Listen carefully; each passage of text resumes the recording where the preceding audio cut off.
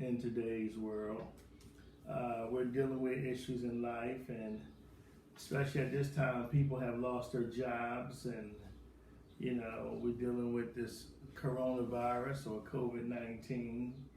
People are dying and people are sick, and we're dealing with police brutality across the land and political uneasiness in our political system. We're dealing with shootings across the USA in record numbers. We're dealing with people trying to cope with being on lockdown, and just dealing with just a regular trial that life brings at us, such as sicknesses and illness. And so most of us, if not all of us, we're praying and we're seeking God's face on everything, as we should do. But then the question still arises, I'm praying, I'm seeking God's face, I'm trusting in the Lord, and so what do I do in the meantime? What do I do while I'm waiting for God to answer, or while I'm waiting for the blessing to manifest itself in my life? What is it that I should be doing? And so I just want to kind of share with you today, from that vein, what it is that we should be doing. Turn with me to Isaiah chapter 40, and we'll look at verses 31. Isaiah chapter 40, and we'll look at verses 31. And it says here, "But those who wait on the Lord shall renew their strength. They shall mount up with wings like eagles. They shall run and not be weary. They shall walk and not faint." And it says, those who wait on the Lord. And in the original text, the really reading of that verse is, those who wait for God. Wait for God. I used to think it was wait on God, as such as a waiter waits on someone else. But when I learned better, I began to understand that text in its original format, it really reads, those who wait for God shall renew their strength, and they shall mount up with wings as eagles, and they shall run and not be weary, and they shall walk and not faint. Now, I understand that we got to wait for God, but, the question still remains. I mean, it just sits there. What do I do while I'm waiting for God? What do we do while we're waiting for God to answer, while we're waiting for the manifestation of those things that we're praying about? What do we do when we find ourselves in an untoward situation, a situation that is not very good, that is not pleasant, a situation that we don't want to be in? How do we live life? A lot of people are asking that same question today, and what happens is sometimes in the midst of while we're waiting for God, we complain and we miss our blessing. In the midst of while we're waiting for God, we are unproductive. In the midst of while we're waiting for God, we give up, we throw in a towel, so to speak. Sometimes we just stop believing and trusting in the word of the Lord altogether. And subsequently, while we're waiting for God, some have suffered shipwreck and abandoned their faith. They stop going to church. They feel as though that, this is not working. And I understand them, because I've been there myself. We want to quit. We want to go into something new. Why? Because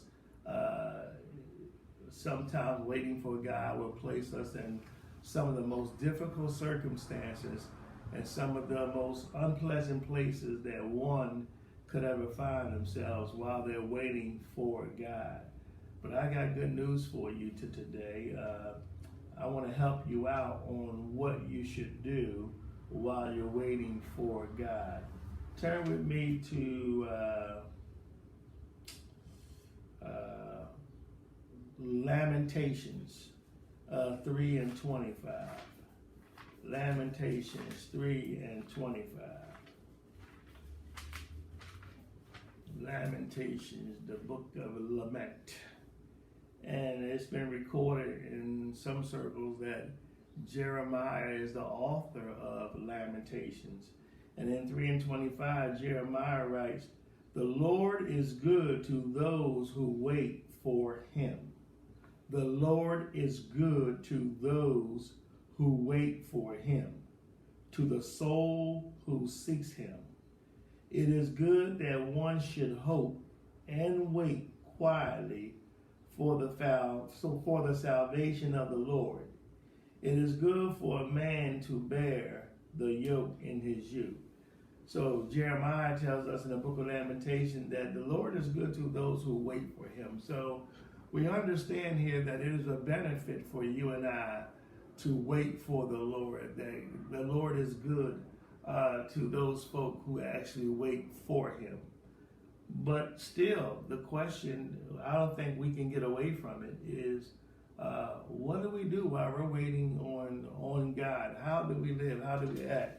How should we respond to this thing called life? How should we respond while we're waiting on God to knock out this coronavirus, or while we're waiting on God to restore the society to where we can get back to life as we used to know it? And what I mean by that is, fellowshipping with one another and just living life and working and doing the things that life entails. Well, turn with me to the book of Jeremiah, chapter 29. Jeremiah gives us some definite clues here on how we should, on what we should do while we're waiting on the manifestation of the blessings of God, or while we're waiting on deliverance from God, or while we're waiting on God to redeem us out of certain situations. And everybody's situation is different in the sense that it may be financial, it may be relationship, it may be illness. I don't know what it might be for you, but I do know one thing, that all of us will face a situation in life where we're waiting for God, and although we have the answer, we're still waiting for the manifestation of that answer to come true. And here in Jeremiah chapter 29, and I picked this particular text because,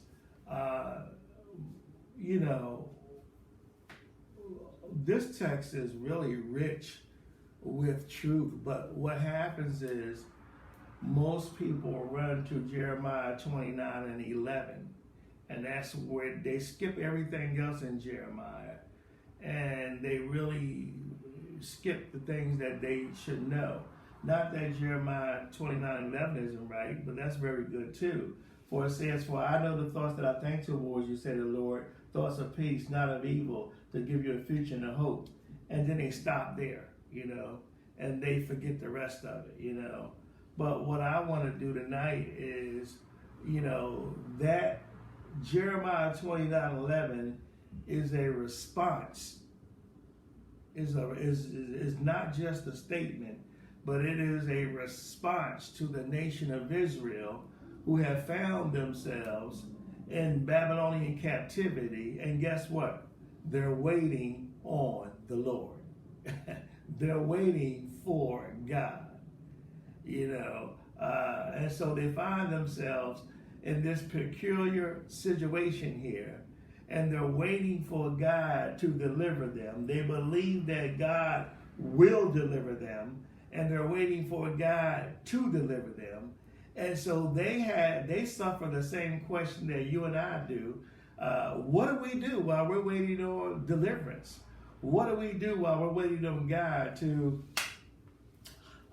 rescue us, or to manifest his power or his glory, or what do we do while we're waiting for God to manifest the blessings of God in our lives?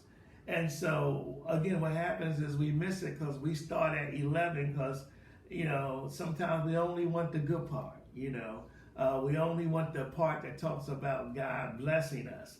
And he will, and he does. And I'm all for the blessings. But it's a lot more here that you and I need to know and that you and I need to understand. And he starts here in Jeremiah 29:5, and he instructs them. He says, while you're waiting, he says, listen here, you're going to be in captivity for 70 years. And I'm going to bring you out. I'm going to deliver you. I'm going to bless you. I'm going to manifest my power in you. And I'm going to show the world who I am through you. And I'm going to bring you out. But for right now, you're going to be in this situation for a while. And I just come to tell you, I don't know how long you're going to be in your situation. And I don't know how long that God has assigned for you to endure it. I don't know how long you're going to have to deal with the things that you're dealing with. But I got one thing to tell you, that God has a word for you. The Lord has instructions for you on what to do while you're waiting for deliverance, what to do while you're waiting for the manifestation of the blessings of God to bring you out and to manifest itself in your life. What is it that you should be doing? And so he tells them in Jeremiah 5, the first thing he tells them, and he said, now you're going to be here for 70 years. So, in other words, don't trip, I got you. You have to understand that no matter what situation you find yourself in, God has a plan for you. God says, I got you. You're going to be here for a while. You're going to be here for 70 years. Why? Because I'm working something out in you, through you, and for you. But you're going to be in this situation for a little while. But guess what? I'm going to get glory out of this, and the world will know who I am, and I'm going to use you. I'm going to work through you, and I'm going to work for you, and I'm going to work in you. But I want you to know, you're going to be here for a little while. So what I'm going to do, he tells the nation of Israel, I'm going to give you some instructions on how to conduct yourself while you're waiting on me. I'm going to give you some guidelines that you can go by so that you know how to walk, how to talk, how to live while you're waiting for me to come and to deliver you and to bring you out. Most of us missed our blessing, or we're this close to our blessing, but we miss it because either we jump out of the boat, we jump out of the ship, we leave the church, we do all sorts of things. Why? Because that's what the enemy wants us to do. And I just come to tell you that no, God says, no, I got you where I got you for a reason. Don't trip on this. I got you. But here's what I want you to do. And he tells them in verse 5 here, he says, while you're, and this is kind of just blew my mind. He says, build houses and dwell in them and plant gardens and eat of their fruit. Take wives and beget sons and daughters, and take wives for your sons, and give your daughter to husband, so that they may bear sons and daughters. So he tells them, first of all, build houses, dwell in them, plant gardens, and eat of their fruit. And and I thought about that. I said, Lord, these folk are in captivity, And he says, yes, they're in what appears to be captivity. But as long as I am with them, I'll set them free, even in captivity. And he tells them, the first thing that I want you to do is that while you're waiting on me, guess what now? Be productive. See, that's one of the things that we don't do, is the minute that we find ourselves in a difficult position and that we're waiting on God to deliver us, or we're waiting for the Lord to set us free, we become non-productive. God says, while you're in, now listen, they're in captivity. And, they're under the Babylonian province. They're under the Babylonian rule and the Babylonian thumb. And God tells them, build houses, dwell in them, plant gardens, and eat their fruit. Translation, I want you to be productive.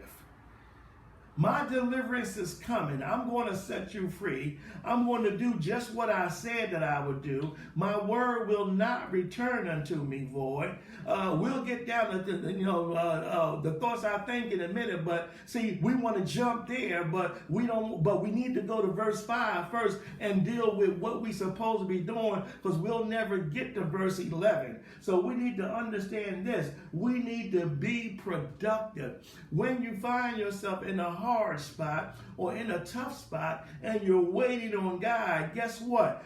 Be productive for the Lord. He says, build houses. In other words, he says, build houses, plant vineyards, and eat of the fruit. What is he saying to you? God is saying, live. But we're in captivity. So what? Live. Why? Because who the Son sets free is free indeed. In other words, Babylonians really don't have any rule over you. I sent you there. I caused you to go there, and I'm greater than your issue. I'm greater than the Babylonians. I'm greater than your problem. So I'm going to leave you in this problem. One, because I'm going to show you through this problem just how great I am, so that you can begin to say how great thou art. And he says, build houses and dwell in them and plant gardens. And I got to thinking, well, they're under the Babylonian rule and the Babylonian thumb, so that they're going to build houses and plant vineyards. That means that even in the context of going through what they're going through, God is still going to provide. Oh, come on now. God is still going to provide for them, even as they go through what they're going through. He says here, be productive. So many of us, when we're going through something, the first thing we do is we get to complaining, we get to whining, and this is me included. This is a lesson for me just as well as you. And we become what? Non-productive. You know, why is it important that you be productive? Because if your mind is focused on producing, then your mouth won't be focused on complaining. If your mind is focused on producing, then your mind is also focused on moving forward and going forward and looking forward. But if your mind isn't focused on producing, if your body, mind, and soul aren't producing anything, then you're going in opposite direction. So the Lord told them what? Build houses. And I said, and that really blew my mind. I mean, these guys are in Babylonian captivity. And God said, don't sweat it. I got you. I'm going to bring you out of this. I am your God and you are my people. And so while you're waiting on me, you're going to be here for 70 years. And while you're waiting on me to deliver you, here's what I want you to do. And he sends this word by the mouth of Jeremiah. And Jeremiah proclaims to them, God said for you to build houses and dwell in them. In other words, build houses and begin to live.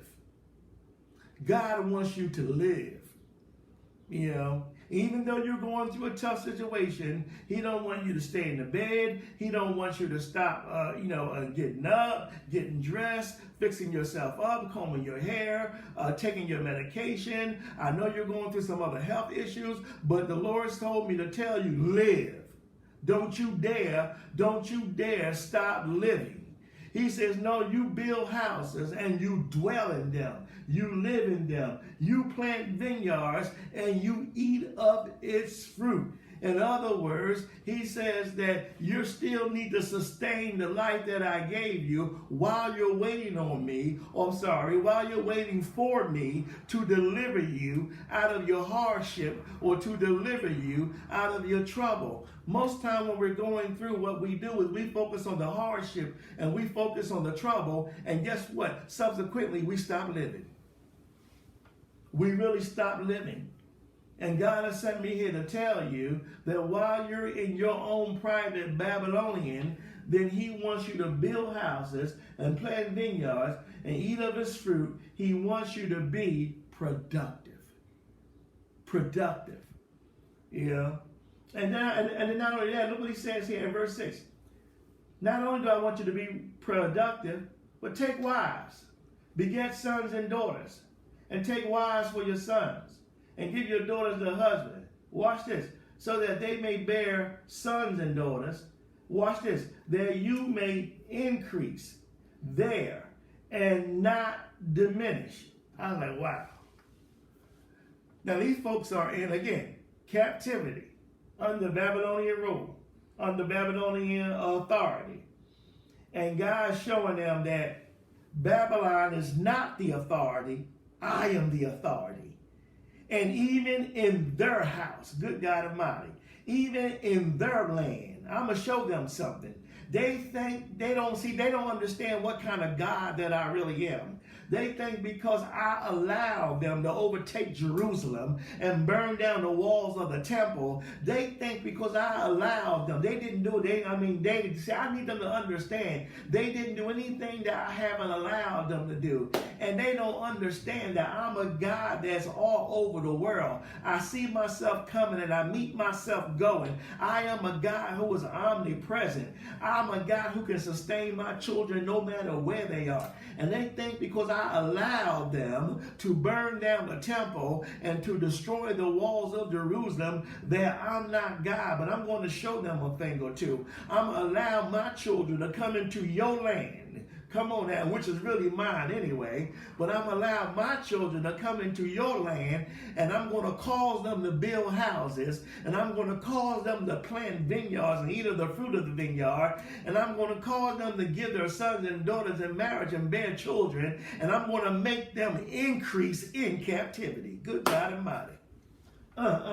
See, this is what you do when you find yourself in a hard place. This is what you do when you find yourself between a hard place and a rock. When you're in your own Babylonian, when you're in your own Babylon here. You don't just lay down and die. You just don't start complaining. Oh, why me? It's always me. I try. We can't get into that bag. He says, no, build houses, plant vineyards. And here he says in verse 6, that you may increase and not diminish.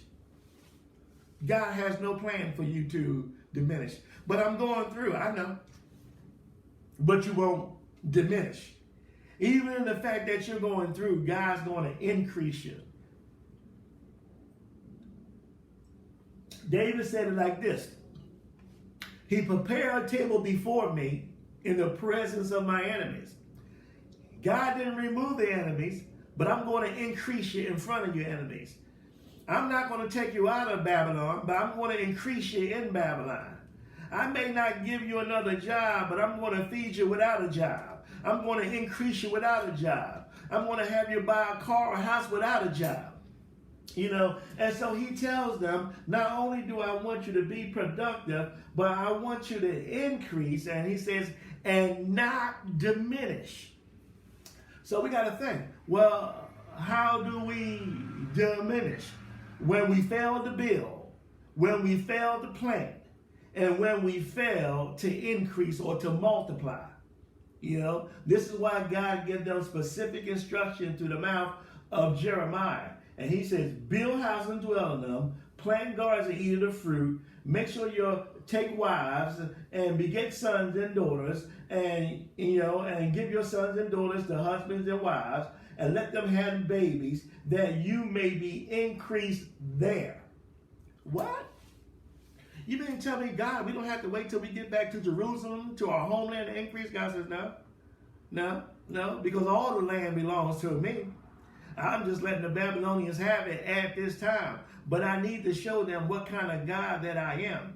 That I'm not a God that's tied to a specific land, because all the land belongs to me. The earth is the Lord and the fullness thereof, and all of those that dwell therein. And I need the Babylonians to see what type of God that I am. That my people who are called by my name, they're going to build there. They're going to dwell there. They're going to live there. They're going to plant there. They're going to eat there. And they're going to increase there. And they will not diminish. God has no plan for you to diminish while you're going through. He has no plan for you to be in lack and not have while you're going through. He has no, that is not even, see, that's when we get down to verse 11, but we ain't got there yet, but we're going to get there, because that's not a part of God's plan, that you be in lack, that you not have enough, that you be in distress. No. Everything here to me is on a positive end. Building houses, dwelling in them, planting gardens, eating of the fruit. And if we're going to do that, then guess what? God has to provide all that we need to do what he's called us to do. God will never call you to do something and not provide what you need to do it with. And look what he says here. Verse 6, take wives and beget sons and daughters, and take wives for your sons, and give your daughters to husbands so that they may bear sons and daughters, that you may increase there and not diminish.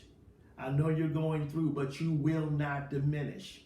As a matter of fact, you're going to increase. But Pastor, I just lost my job. You will increase.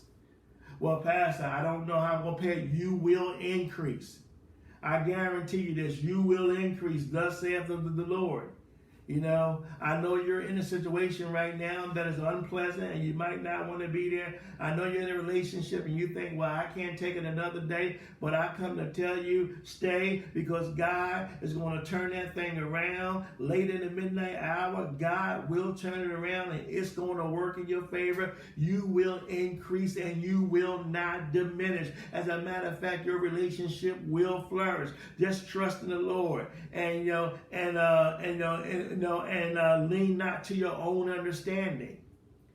And so not only does he tell them to be productive, he tells them to increase and do not diminish.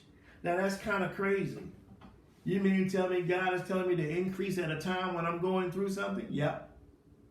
You mean to tell me he's telling me not to diminish what I'm going through? Yep. See, this is just the opposite of what people do. When we're going through, we decrease. We pull away. I just need some time by myself. No, that's the time you need to be around the brothers and the sisters and the saints.